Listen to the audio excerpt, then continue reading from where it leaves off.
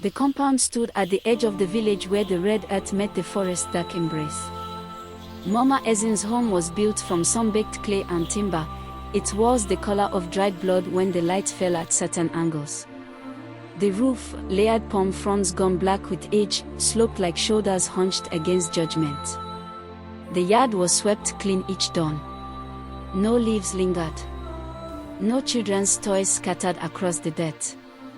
No evidence of life beyond the methodical patterns of the broom.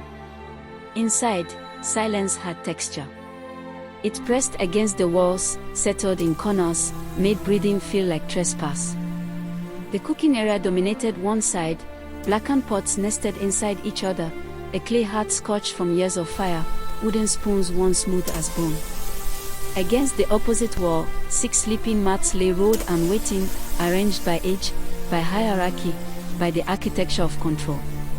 The other women noticed how quiet Mama Ezin's compound was. She raises them well, they said. Disciplined, they agreed. Not like our wild ones. They mistook silence for peace. They mistook control for love. Nduka arrived in the world silently. He did not scream at birth. The midwife had to slap him 3 times before he drew breath, and even then, he only whimpered, a sound of reluctant participation. As a toddler, he learned to walk by watching others, never stumbling. He learned to speak only when necessary. By age 7, he had mastered the art of observation, sitting so still that adults forgot he was present, absorbing patterns, storing information like grain for famine. Mama Ezin felt his eyes like heat on her back. It started with small things. She would prepare the evening meal, and there he would be, standing in the doorway, backlit by the dying sun, his small frame casting a shadow too large for his body. His eyes tracked not the food, but her hands. The way she selected vegetables. The rhythm of her cutting. The precise moment she tasted for salt. Nduka, bring water, she commanded without turning. Silence. 3 seconds. 5. An eternity of consideration. Then his footsteps retreating. But he had made her wait. Made her aware that obedience was a choice he granted, not a reflex she owned. The afternoon it happened, the compound was thick with heat. Mama Ezin had sent the children to rest while she prepared cassava. Through the doorway, she heard Nduka's voice, calm, measured, exact. No. Do it this way. He was instructing 4-year-old Ifinanya on how to fold sleeping mats. Using Mama Ezin's method. Her precise angles. Her specific order.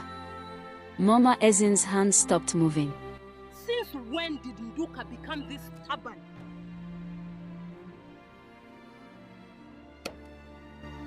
She walked to the doorway and watched her son become her, same posture, same tone, same withholding of approval that kept the younger child trying, failing, trying again.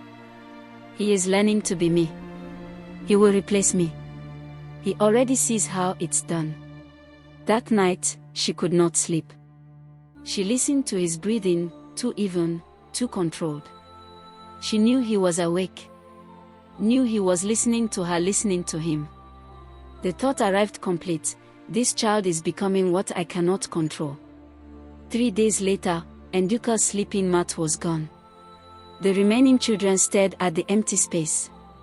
He has gone to apprentice with the blacksmith in the next village, Mama Ezin announced at dawn. He will learn a proper trade. I have given him this opportunity. The children nodded. They had learned not to ask questions about empty spaces. When the village women came to praise her wisdom, Mama Ezin accepted their words with appropriate humility. Inside, she felt the house exhale. The pressure of being watched had lifted. She swept the space where his mat had been. She prepared food for 5 instead of 6. The portions were easier to manage. The silence more complete. Ifunanya was born crying and never quite stopped. She cried when hungry, a thin, needy wail. She cried when tired, a desperate, hiccuping sob. She cried when confused, frightened, alone, or simply when the world felt too large for her small body to contain. Mama Ezin hated crying. Not for its volume, but for what it invited: attention, intervention, softness. Crying was weakness made audible. Stop crying. Stop, Mama Ezin would say. Not cruelly. Factually. If Yunanya would try. Her small chest would heave with the effort of containing grief. But tears leaked anyway, silent rivers down her round cheeks. By age 5, Ifunanya had learned to cry without sound. Her face would contort, her breath would catch, but no noise emerged. Mama Ezin considered this progress. But the softness remained. Ifunanya could not help herself. When her siblings were punished with silence, she would find them afterward. A small hand on a shoulder. A whispered, "It's okay." At night, after Mama Ezin had extinguished the lamp, Ifunanya would crawl to whichever sibling had been disciplined that day and hold their hand in the darkness. She was building a separate system, one of comfort where Mama Ezin had built one of correction. One evening, Mama Ezin watched from the doorway as Ifunanya slipped a piece of cassava to 3-year-old Obi, who had been denied supper for speaking out of turn. The exchange was quiet, practiced. A small rebellion conducted in gestures. Mama Ezin felt something cold settle in her chest. "Ifunanya, come here." The girl approached with the careful steps of someone who knows the ground shifts without warning. Her hands were clasped in front of her, her eyes lowered, but not submissive. Respectful, but retaining some internal territory that remained her own. You are teaching them weakness. "You are teaching them weakness," Mama Ezin said quietly. You are teaching them weakness. Ifunanya's breath caught. Her eyes lifted, met her mother's for a dangerous moment. "They are already afraid," she whispered. The sentence hung between them like smoke from a fire that shouldn't exist. Mama Ezin heard the accusation beneath the words. Heard her daughter naming what should never be named, that fear was the foundation of this house, that discipline was another word for terror, that her children were not being raised, they were being survived. Ifunanya saw her mother clearly. And worse, she pitied her siblings for living under her. Pity was unacceptable. She has Pity was evidence. grown wings. Pity was witness to the crime still in progress. Ifunanya's disappearance was gentle. One morning, she simply did not wake. Ifunanya. The children gathered around her mat, uncertain. Her small body was still, peaceful, as if she had cried herself empty and finally found silence. Mama Ezin wailed. She had practiced the sound in the forest 3 days prior, perfecting the pitch of maternal devastation. The village women came immediately. They held her as she collapsed.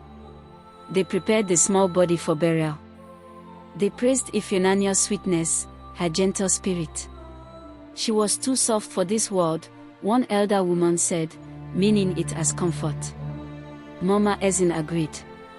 But not the way the woman intended. At the burial, Mama Ezin wept real tears.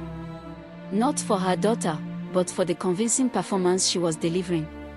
Each sob was measured. Each gesture of grief was precise. The village saw a devastated mother. Mama Ezin felt the house settling back into proper order. Chibik was fire giving human form. He emerged from the womb fighting, fist clenched, face red with rage at being forced into existence. As a toddler, his first word was not "Mama" but "No," delivered with the certainty of someone who understood instinctively that life was negotiation, not surrender. By age 8, he had tested every boundary Mama Ezin constructed. Why, he asked when given instructions. Not in curiosity. In challenge. Why must I fetch water now? Why can we not eat before chores? Why do you decide everything? Each question was a small war. Mama Ezin had perfected a specific punishment, erasure. When a child displeased her, she would stop saying them. Her eyes would pass over them as if they were furniture. She would prepare food for everyone except them. She would address the space where they stood without acknowledging they occupied it. Most children broke within hours. They would beg, apologize, promise obedience. The restoration of their mother's gaze was worth any surrender. Chibik lasted 3 days. On the first day, he tried to earn her attention through perfect behavior. He fetched water without being asked. He swept the compound. Good afternoon, ma. He sat quietly during the evening meal, watching her serve everyone but him. She never looked at him once. On the second day, anger replaced desperation. He knocked over a water pot, deliberately, loudly. She stepped around the spilled water and continued her tasks. He shouted a question at her.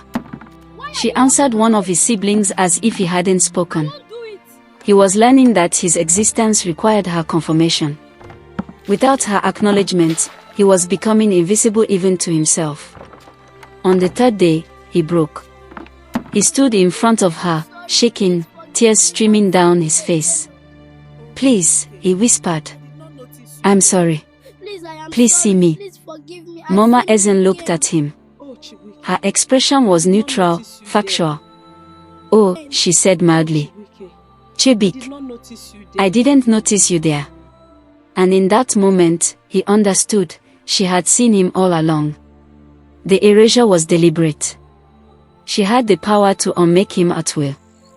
But Chibik was fire, and fire does not accept suffocation quietly. 2 weeks later, when she tried the same punishment for another transgression, something had changed. She ignored him through breakfast, through the morning chores, through the afternoon heat. As the sun began to set, she finally turned to look at him, expecting his collapse, his plea for restoration. Chibik laughed. Not hysterical laughter. Victorious laughter. He had survived her erasure and emerged intact. Her most powerful weapon had failed. In his laugh was the death of her absolute authority, and they both heard it clearly. She felt something inside her crack. The village later spoke of how sudden the illness came. Mama Ezine does How not Chibik deserve what she burned with has been fever, through lately. how he thrashed in his She sleep was calling really out strange therefore. things, how Life Mama has Ezin really nursed been him unfair to tirelessly, Mama Ezine. sleeping beside What him, is really cooling his happening to her forehead, family whispering this prayers. past few days? They Life spoke has of how really she been hadn't unfair slept to for 3 Mama days, Ezine. trying to What save is him. really happening to her They family spoke of her collapse this when he past few finally days? went still. They buried him with honor. The village praised his spirited nature. "Too much fire for this world," they said. Mama Ezin stood at the burial, silent and hollow-eyed. Inside, she felt no grief, only the satisfaction of a problem permanently solved. The remaining children grew quieter after Chibik. They understood the stakes now. Defiance was not just punished. It was terminal. Zainab was born with the eyes of an accountant. 1, 2, She counted before she spoke. 5, Counted fingers, counted bowls, counted the days between events. 1. By age 9, she had developed a private mathematics of survival, equations that tracked patterns, predicted outcomes, identified danger. She noticed what the others missed. Children disappeared after showing characteristics Mama Ezin couldn't control. Disappearances followed specific triggers: too much watching, too much softness, too much defiance. The stories Mama Ezin told the village never quite matched the timeline of events. The sleeping mats decreased, but the locked clay pot in the corner grew heavier. Zainab kept these observations silent, stored them like weapons she might need later. There is surely a pattern to the evil happening in our house. I must find out Zainab more. became a student of her mother. She watched how Mama Ezin's jaw tightened when a child asked questions. How her eyes went flat when witnessing affection between siblings. How she counted portions with moving lips, always knowing exactly how much was needed, never wasteful, never generous. She noticed that Mama Ezin no longer ate with them. She would prepare food, watch them eat, then disappear. Later, alone, she consumed something else. Something she prepared privately. Something she hid. One night, after everyone slept, Zainab lay awake listening to sounds from the cooking area. The scrape of the clay pot being uncovered. The clink of a spoon. The soft sounds of solitary eating. Then the pot being covered again, locked, hidden beneath old cloth. Zainab understood then, not the details, but the shape of the truth. Mama Ezin was consuming evidence. Zainab tried to become invisible. She believed if she showed no distinguishing characteristics, she would be overlooked. She spoke only when addressed. She moved through the house like smoke, present but ungraspable, necessary but not substantial. But invisibility requires perfect execution, and Zainab made one error: she started sleeping lightly. Fear makes poor actors of children. The pretense of sleep requires relaxation, and Zainab couldn't relax. Her breathing stayed shallow, vigilant. Her body remained tensed, ready to wake at the smallest sound. Mama Ezin heard the difference immediately. She recognized the breathing pattern of someone pretending sleep while actually watching. She saw how Zainab had moved her mat closer to the door, how the girl's eyes tracked her movements even when supposedly focused on chores. The girl knew. Perhaps not everything, but enough. Knowledge was evidence. Evidence required elimination. Zainab's last day was ordinary until it wasn't. She fetched water in the morning. She helped prepare cassava in the afternoon. When evening came, Mama Ezin sent the other children to gather firewood, a task that would take time. Stay back with me. Zainab, stay. Help me with this pot. The girl approached Zainab, carefully. Come here, help me with this Her eyes pot. flickered to the door, calculating distance, considering escape. But where would she run? She was 9 years old in a village that trusted Mama Ezin completely. I know you've been watching, Mama Ezin said quietly. Not angry. You are clever. Almost Too clever. respectful. Zainab said nothing. There was nothing to say. You're very clever, Mama You are Ezin clever. continued. Too clever. Too clever. The girl's breath caught. She saw her reflection in her mother's eyes, not a daughter, but a problem requiring solution. That night, after the other children returned, Zainab's mouth was empty. She's gone to stay with She has family gone to in stay the with a city, family member Mama in the Ezin city. announced. Schooling there would A challenge school her there would mind challenge her properly. mind properly. The children nodded. They were getting used to sudden opportunities. Mama Ezin burned several of Zainab's possessions that night, not from fear, but from Finally, I completion. have put an end to this for good. There is now order in the house. She was closing an account that had become too aware of its own ledger. Obi loved his mother the way mirrors love light, by reflecting it perfectly. At age 6, he had absorbed her completely. Not just her instructions, but her essence. The slight narrowing of her eyes when displeased. The flat affect when delivering judgment. The specific silence that communicated more than words. The village found Your this son adorable. Obi, He's so much like you, they would tell Mama Ezin, smiling. She did not smile back. It started innocently. 3-year-old Ifani reached for extra cassava during a meal. Before Mama Ezin could react, Obi gave him the look, her exact expression of controlled disappointment. Ifani's hand retreated as if burned. Mama Ezin witnessed this from the doorway. She felt something cold move through her chest. Days later, when one of the younger children made noise during rest time, Obi didn't shush them. He simply looked at them with Mama Ezin's exact expression, and they went silent, terrified. He was not imitating her. He was becoming her. Her systematic removal of warmth, her weaponization of silence, her architecture of control, all of it was replicating in his small body like a disease finding a new host. What would become the fate of Obi and his younger brother Ifani? Would they end up like the rest of their other siblings whom their disappearance is still a mystery to them and the community, or would they live to tell the story thereafter? Watch out!